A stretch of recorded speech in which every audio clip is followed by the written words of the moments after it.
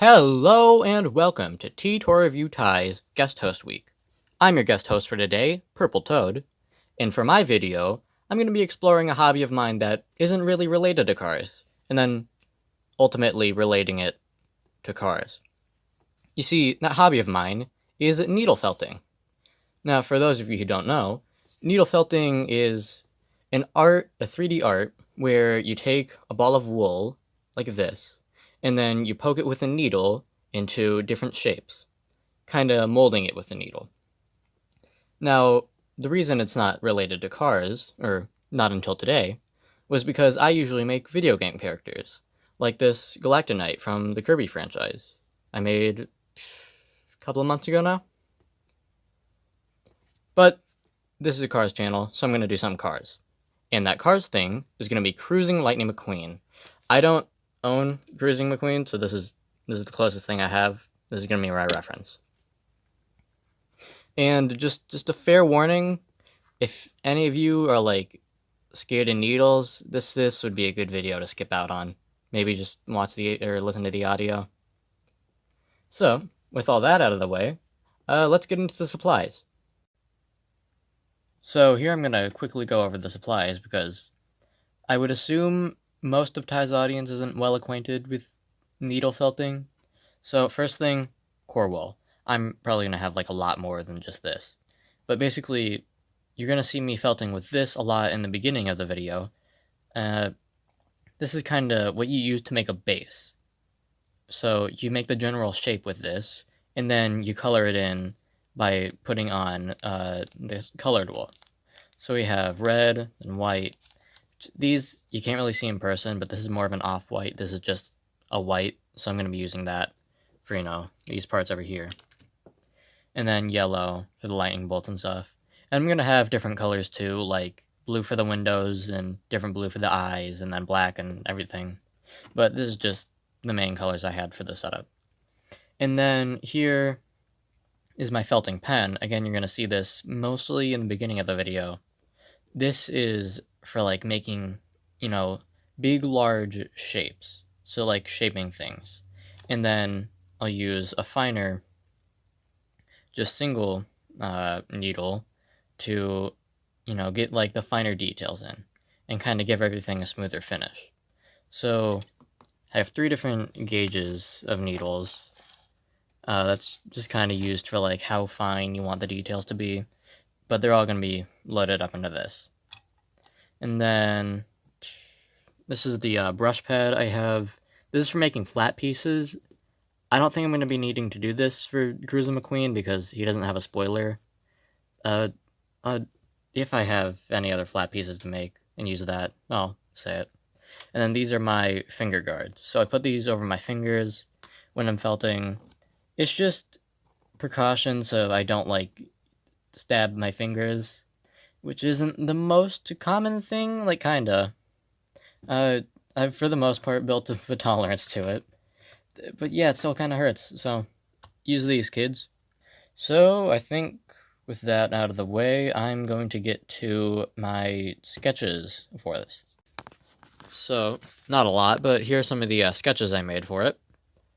So this right here, it's not really that much of a reference. I got actual pictures of the actual Cruising McQueen for that. This is more so to break down the shapes. So if you've ever done ceramics in school or something, I'm sure you've heard the phrase start with your basic shapes and then refine it down. That's the same for felting. So right here, I want to start with this block shape. Then I want to add on these bumps that he has. I'm going to call these his shoulders and these his calves because I think that's funny.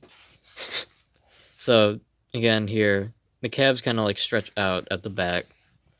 So yeah, start out with the block and then you kind of add on the shoulders and the calves, like the round parts. And then the head too, with his face. That's about it for the shape. And then down here, not sure if I'm going to follow through with this, but I do kind of want to make a base, a little scene for it. So right now the idea I have is just a road and then a little Route 66 sign. I think I might actually make this out of felt so it kind of gives that crafted look aesthetic. I don't know. Yeah, I'll see with that. Also, just gonna give you guys time to appreciate my beautiful drawing of Lightning McQueen. I think he actually looks more accurate than the movie. So after this, we can finally get on to the actual thing. Yeah, I'll see you then. Here's the video of me making the base of the thing. So this is just the beginning, the first simple shape. Like I said, the block, we're going to add more definition on later. So a big, technique thing that I really have to stress with this is that you really want to pull the wool tight. Like, you don't want it all loose. And if it is loose, you can poke it and keep poking it until it's, more firm. But, like, the harder you pull and just make it, tight, that saves a lot of time just poking at it. It saves, actual hours. So, that's pretty much all I gotta say for this part. Moving on. So in this clip, as you can see, I've skipped ahead a bit. I've already got the head and the first calf done and attached. That's because it's really just more of the same, like balling up wool and everything. It'd just be repetitive and kind of redundant to show. But in this clip, I'm going to be attaching one of the calves. So see, what I do for this is I kind of go in an outline of the piece I want to attach, kind of getting every side of it done, and then later on, after that's done, I go in and then poke through it. Either thing works. And then, this is going to be off screen, but I have more wool that I kind of pull over and just stick on more wool, so it kind of smooths out that cut between the two pieces. It's usually one of my least favorite steps because it's just pretty loose and finicky to work with. But this is actually pretty nice because both pieces here are fairly big. Hey besties, it's me while I'm working on this. Quick update, the main body is done. So the base of it, completely done. I can move on to coloring now. So, again, it is, I think I would have said this before, it's not in scale with the actual 155 scale die casts. But for the most part, it's pretty proportionally accurate. I think it's a little short. I don't know. But, yeah, I think all the shaping turned out pretty perfectly. The shoulders and the calves and the bumper too. It's pretty great. The head, I might widen a bit. I don't know. I'll see. So yeah, I got all my colors for the next stage. I got red, blue for the eyes, yellow for the lightning bolt, black for the eyes too, white over here, and then not sure what I'm gonna go with for the windows. Because in some art, I don't know if it's specifically for Cruising McQueen, but in some art of Lightning McQueen, his windows are blue. This is probably a bit off, but like a light blue. I think I like that more than a gray, but I also have a gray, so I don't know. You'll see what I decide on. I don't know. But I'll get to that right now. Yeah. I don't know either. So here I am putting the colored wool on the base. There isn't much technique-wise to it. You just pull out the colored wool. You spread it across the base. You want to make sure there's no white spots peeking through, because trust me, going over those is a huge pain. So you want to get it right the first time. So pretty much just coat the whole thing. Pretty easy, not much to say about it. Well, that's it. So everything is coated in red, and I am ready to do the details. But first, I want to try out doing the tires. So, as you can see, I've poked out some wheel wells just using a really firm needle. You pretty much just outline the whole thing, then inside with a really coarse needle. So that's going to give you the wheel well to put the tire in. With that, we're ready for the tires. So for these, I'm actually going to pull out the brush pad from earlier. You don't exactly need a brush pad, it's just easier with flatter pieces, but a normal pad would work just fine. With this, it's pretty simple. You just fold the felt over itself and then start poking away. I'd usually just make a rectangle and then cut around with scissors to make that circle. And then after that, it's going to leave some like loose edges along the outside. And you're just going to poke with the needle on that side. Pretty simple. And that's all I have to say for it. So moving on. So now I have all the tires done and all the red done.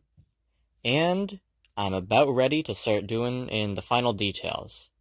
So as this is going to be the last step, I thought I should maybe do a little montage because none of these are really going to be that interesting on their own. So it's just going to be a little clip show with some musical accompaniment. I've been practicing my pitch perfect skills.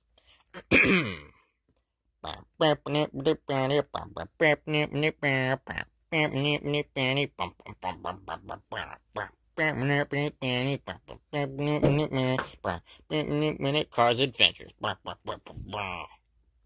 But we're not done yet, folks, because I have one more thing I still need to do, and that is create a cardboard base for it. So, first what I did is cut out a square of cardboard, and then 4 different rectangles to act as the legs. Then I sketched out a design on the square, which is going to be the top of it, which is same as the drawing earlier, a road and then a little patch of ground in the corner. And I poked out a hole for a sign.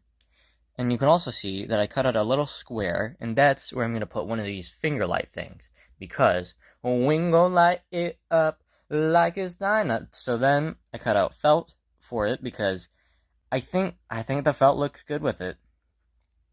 So you can see the felt there. I started gluing it on. And then I added these little patches of just loose green wool.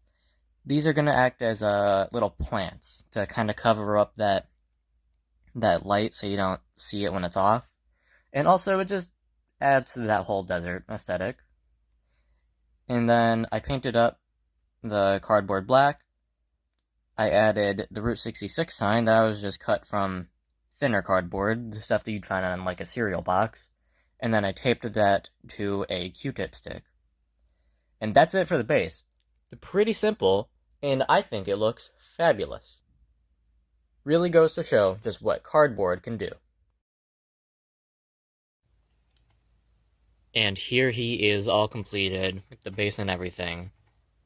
I think, all done, it looks pretty good. You know, there's some things, like, I don't entirely care for how chibi-ified and short he looks, but still. I think it's great. I hope you do too.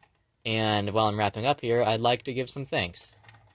First of all, thank you, the viewer, for sticking along through my terrible editing and unscripted ramblings, because as Walk the Moon once said, talking is hard. And second, thank you, Ty, for giving me this platform on your guest house week. This is a really fun event. I love every part of it. Seeing what everyone else will do, it's great. You all stick around to see what's coming next, because I have no doubt it will be better than this. That's pretty much all I had to say. So without further ado, thank you guys so much for watching. I'll see you guys next time. Bye now. I've always wanted to do that.